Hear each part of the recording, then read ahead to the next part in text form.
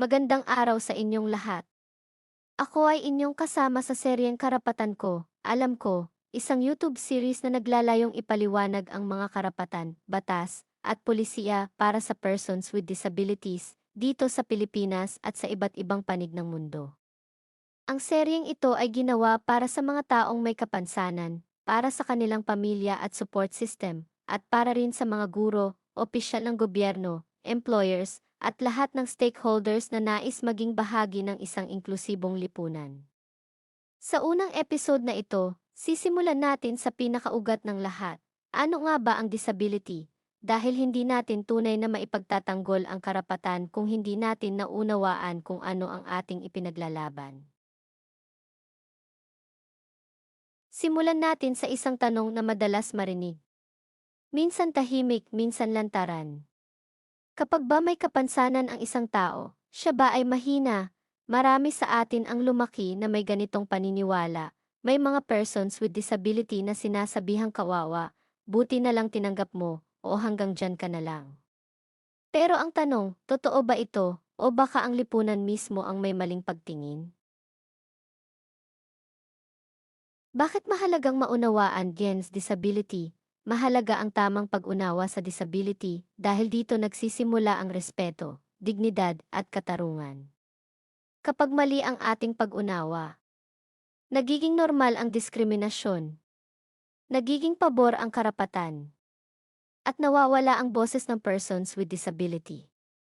Ngunit kapag tama ang pag-unawa, alam ng taong may kapansanan ang kanilang karapatan.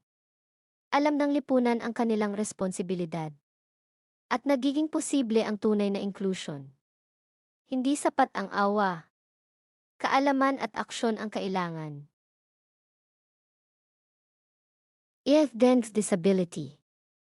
Mahalaga itong linawin. Ang disability ay hindi lamang kondisyon ng katawan o isipan. Ang disability ay nangyayari kapag may impairment ang isang tao. Physical man, sensory, mental o intellectual. Halimbawa, hindi nakakakita, hirap makarinig o may kondisyon sa pag-iisip. At may hadlang sa lipunan, kapaligiran o sistema. Ibig sabihin, hindi sapat na may kondisyon ang isang tao para masabing may disability. Nagiging disability ito kapag hindi tumutugon ang lipunan sa kanyang pangangailangan. Impairment versus disability. Mahalaga itong pagkakaiba. Ang impairment ay ang pisikal, sensory, mental, o intellectual na kondisyon ng isang tao. Pero ang disability ay nangyayari kapag ang impairment na ito ay sinabayan ng kakulangan sa access, kakulangan sa suporta, at kakulangan sa oportunidad. Kaya masasabi natin, hindi ang katawan ng taong may kapansanan ang may diferensya, kundi ang sistemang hindi tumutugon sa kanilang pangangailangan. Sa mahabang panahon, ang disability ay tinitingnan gamit ang medical model. Dito, ang person with disability ay tinitingnan bilang may problema na kailangang gamutin, ayusin o ikubli. Parang sinasabi na ang solusyon ay nasa pagbabago ng tao. Ngunit may mas makataong paraan. Ang social model of disability. Sa social model, ang tanong ay hindi ano ang problema sa tao, kundi ano ang problema sa lipunan. Halimbawa ng social model of disability. Kung ang isang wheelchair user ay hindi makapasok sa gusali dahil walang rampa, hindi siya ang problema. Kung ang isang deaf ay hindi makaintindi ng balita dahil walang captions, hindi siya ang may kakulangan. Kung ang isang may low vision ay hindi makapagbasa dahil maliit ang letra, hindi siya ang dapat sisihin. Ang hadlang ang problema, at ang hadlang ay kayang tanggalin. Mga uri ng disability. Ayon sa mga batas sa Pilipinas at international standards, kinikilala ang iba't ibang uri ng disability. Hindi pare-pareho ang karanasan ng lahat ng persons with disability. Kaya mahalagang maunawaan ang bawat uri upang maibigay ang tamang suporta. Ang physical disability ay may kinalaman sa galaw at pisikal na kakayahan. Kabilang dito ang paralysis, amputation, muscular dystrophy, at cerebral palsy. Mahalagang tandaan, hindi lahat ng may physical disability ay gumagamit ng wheelchair. May ilan na gumagamit ng tungkod, saklay, o walang assistive device, ngunit may limitasyon pa rin. Ang sensory disability ay may kinalaman sa pandinig at paningin. Para sa blind at low vision, mahalaga ang braille, large print, audio materials, at malinaw na contrast. Para sa deaf at hard of hearing, mahalaga ang sign language, captions, at visual alerts.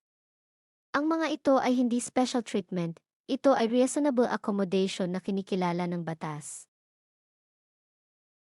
Ang intellectual disability ay may kinalaman sa pagkatuto, pag-unawa, at adaptive skills. Halimbawa nito ang Down syndrome at developmental delay. Mahalaga itong tandaan. Hindi ibig sabihin nito na hindi na kayang matuto o magtrabaho. Ang kailangan ay pasensya, tamang estratehiya, at inklusibong sistema. Ang psychosocial disability ay may kinalaman sa mental health conditions. Kabilang dito ang schizophrenia, bipolar disorder, at severe depression. Madalas itong hindi nakikita, kaya mas madalas ding hinuhusgahan. Linawin natin. Ang mental health condition ay hindi katamaran, arte, o kakulangan sa pananampalataya. May mga taong may dalawa o higit pang uri ng kapansanan.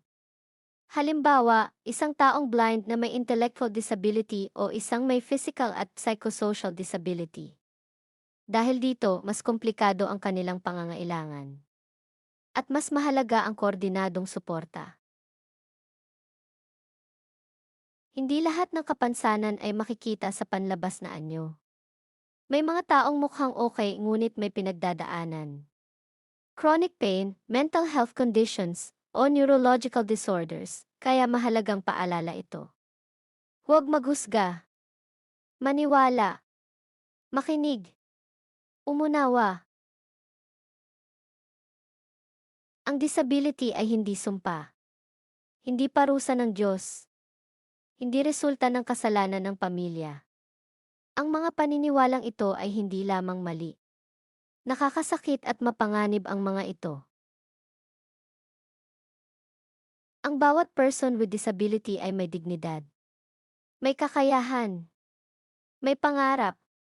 At may mahalagang ambag sa lipunan. Hindi sila kulang bilang tao. Pantay na tao. Pantay na karapatan. Tandaan natin ito. Hindi ka kulang bilang tao. Kulang lang ang sistemang hindi inclusive. At ang sistema kaya nating baguhin. Sa susunod na episode, tatalakayin natin ang karapatan ng person with disability. Ano ang sinasabi ng batas? Ano ang obligasyon ng gobyerno at ng pribadong sektor? At paano mo ito ipaglalaban? Kung may natutuhan kayo, ibahagi ang video. Magtanong sa comments. At maging bahagi ng pagbabago. Ang inclusion ay hindi trabaho ng ilan. Responsibilidad ito ng lahat. Maraming salamat sa inyong pakikinig, panonood at pakikiisa. Ito ang karapatan ko, alam ko, para sa persons with disability. Para sa lahat.